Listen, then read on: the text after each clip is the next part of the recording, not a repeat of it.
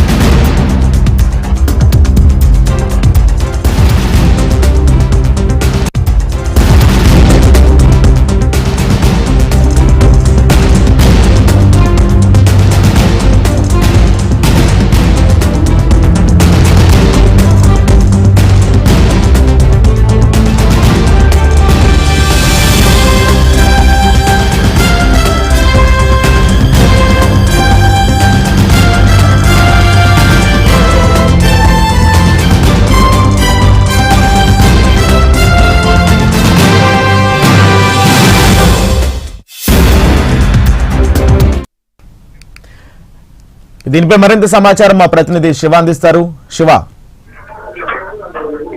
రాజేంద్ర ఈరోజు త్రిపురలో పర్యటన ఉన్నారు కేంద్ర హోంశాఖ మంత్రి అమిత్ షా. ఈ నేపథ్యంలో బహిరంగ సభలో రామ మందిరాన్ని ఉద్దేశించి వ్యాఖ్యలు చేశారు. అయితే జనవరి 1, 2024 నాటికి రామ మందిరాన్ని పూర్తి చేసి ప్రారంభిస్తామంటూ కూడా హోంమంత్రి అమిత్ షా ఈ రోజు ప్రకటించారు. ఇక ప్రధానంగా చూసుకుంటే ఈ త్రిపురలో రాబోయే ఎలక్షన్ సంబంధించి బహిరంగ సభ ఏర్పాటు చేశారు. పార్టీ జన విశ్వాస్ యాత్ర కార్యక్రమాన్ని ప్రారంభించేందుకు కేంద్ర హోంశాఖ మంత్రి త్రిపుర వెళ్లారు.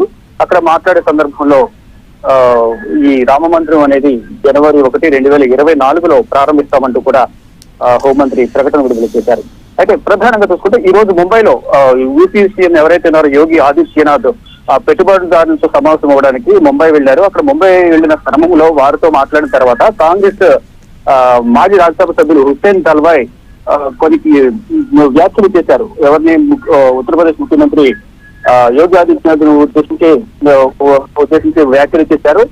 తాను వేషధారణ గురించి ఆయన కొన్ని వ్యాఖ్యలు చేశారు. అంటే ఈ కుంకుమ కాషాయ దుస్తులు వదిలేసి నార్మల్ గా దుస్తులు వస్త్రాలు వేయడం వల్ల పెట్టుబడి అనేవి రాష్ట్రానికి వస్తాయి కూడా ఆయన వ్యాఖ్యలు చేశారు. ఆయన వ్యాఖ్యలు చేసిన కొద్దిసేపటికి కేంద్ర హోంశాఖ మంత్రి అమిత్ షా రామ మందిరాన్ని 2024 జనవరిలో ప్రారంభిస్తామంటూ కూడా వ్యాఖ్యలు చేయడం, ప్రకటన విడుదల చేయడం కూడా కొంచెం ఆసక్తి తెలుపుతుంది. అంటే అక్కడ కాంగ్రెస్ పార్టీని విమర్శ చేయడం, ఇక్కడ త్రిపుర సభలో ఉన్న అమిత్ షా ఈ ప్రకటన విడుదల చేయడం కూడా కొంచెం రాష్ట్ర వర్గంలో చర్చనీయాంశం మారింది.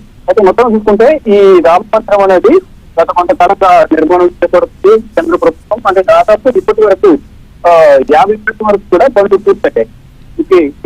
అయితే ఈ జన్మభూమి తీర్థక్షేత్ర ట్రస్ట్ అక్టోబర్ ఉత్తరప్రదేశ్ లో అయోధ్య రామమందిర నిర్మాణాలు పూర్తయ్యాయని దేవతా విగ్రహాలను ప్రతిష్ఠించిన తర్వాత 2024 జనవరిలో భక్తుల కోసం ఆలయం తెలుస్తామంటూ కూడా ఈ రామమందిరం చేపట్టే కమిటీ ముఖ్యంగా యోగి ఆదిత్యనాథ్ నేతృత్వంలోని రాష్ట్ర ప్రభుత్వం నిర్వహించిన గ్రాండ్ దీపోత్సవ వేడుకలకు 6వ ఎడిషన్ ప్రారంభించడానికి ప్రధాని నరేంద్ర మోదీ గత సంవత్సరం అక్టోబర్ 23న ఉత్తరప్రదేశ్ అయోధ్య నగరానికి వచ్చారు. ఆ సందర్భంలో కూడా శ్రీరామ జన్మభూమి తీర్థక్షేత్రానికి సీఎం యోగి ఆదిత్యనాథ్ ప్రధాని నరేంద్ర మోదీ సమీక్షించారు. అప్పటి నుంచి కూడా ఇటు యోగి ఆదిత్యనాథ్ కూడా ఎప్పటికప్పుడు ఈ పనులను దగ్గరుండి సమీక్షిస్తున్నారు. ఇక రామ ప్రత్యేకత చూసుకుంటే కనుక ట్రస్ట్ ఒక అధికారిక ప్రకటన విడుదల చేసింది. ఆలయ ప్రధాన ద్వారం సింగ్ ద్వారం కూడా దానికి నామకరణం చేశారు. అంటే ఆలయ విస్తీర్ణంలో 2.77 ఎకరాల గ్రానైట్ రాళ్లను నిర్మిస్తున్నారు. ఆలయంలో మొత్తం 395 స్తంభాలు ఉంటాయి. దాదాపు 12 ద్వారాలను ఈ ఆలయంలో నిర్మించినట్లుగా సమాచారం ఉంటుంది. ఇక గర్భగుడిలో 160 స్తంభాలు, మొదటి అంతస్తులో 132 స్తంభాలు ఉంటాయంటూ కూడా ఆలయ కమిటీ ఒక ప్రకటన వచ్చింది. అయితే భూకంపాల సమయంలో ఎటువంటి ఇబ్బందులు లేకుండా దాని ప్రభావం అనేది ఈ ఆలయంపై పడకుండా ఉండేది కూడా కొన్ని జాగ్రత్తలు తీసుకున్నారు. ఇక ఆలయంలో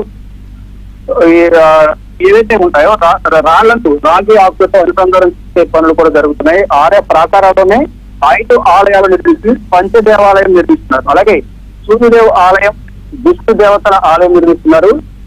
ఇక ఆలయ ముఖ్య ద్వారం వద్ద సింహద్వారం నిర్మిస్తున్నారు. ముందు భాగంలో నాట్య మండపం, రంగు మండపం, అలాగే రహస్య మనసు కూడా నిర్మిస్తున్నారు. Right thank you Shiva.